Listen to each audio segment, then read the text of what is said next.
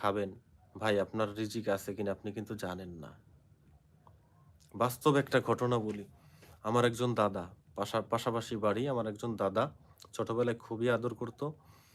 তো রমজান মাস আমাদের বাড়িতে সম্ভবত মুরগির গোশত রান্না হয়েছিল। আগে দেখছি মুরগির গোশতর বা যাই হোক, আশেপাশে ২-৪ বাড়িতে মানুষ দিছে। সবাই কারোর বাড়িতে ভালো কিছু রান্না হয়েছে, আশেপাশে বাড়ি দিয়ে খাওয়া দাওয়া হয়েছে। আবার তাদের বাড়ি ভালো কিছু হলে আমাদের দেশে এইভাবে। কিন্তু এখন এই জিনিসটা নাই। তো রমজান মাস ছিল। রমজান মাসে আমাদের বাসায় মুরগির গোশত রান্না হইছে। মা আমার বলল যে, "এই গোশতটা নিয়ে তোমার দাদার দিয়ে আসো।" তো দাদার দিয়ে আসলাম। দাদা বলতেছে যে, "আমি এই রাত্রে খাবো না। তাহলে যেহেতু দেছোই, রাখো। ভালো করে ঢেকে দিয়ে রাখো। আমি সেহরির সময় খাবো।"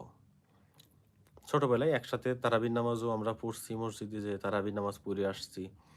সেহরিতে আমি উঠছি। উঠেই আগে গেছি যে দাদা খাইছে নাকি? পাশের বাড়ির দাদা।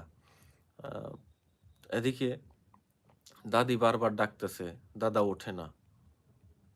করুণ একটা কাহিনী। দাদারে বারবার ডাকতেছে, ওঠে না।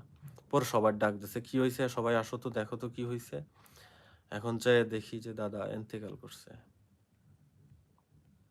দাদা ইন্তেকাল করছে। তারাবির নামাজ পড়ছে, গোশত দিছি যে, "দাদা খান।" দাদা বলছে যে, "না, এখন খাবো না। আমি সেহরিতে খাবো।" তার তো অনেক আশা ছিল যে, আমি এই গোশত খাবার খেয়ে আমি রোজা রাখবো। কিন্তু তার রিজিক কিন্তু শেষ হয়ে গেছে। আল্লাহ চাইলে তো পারতেন যে, না, আমার বান্দা এত আশা করছে এই গোশতটা খাবে সেহরিতে, তাকে একটু খাওয়াইয়া দেই। কিন্তু না, সময় যতটুক নির্ধারণ ছিল, সময় শেষ হয়ে গেছে, তাকে চলে যেতে হইছে। আমাকে আপনাকেও চলে যেতে হবে।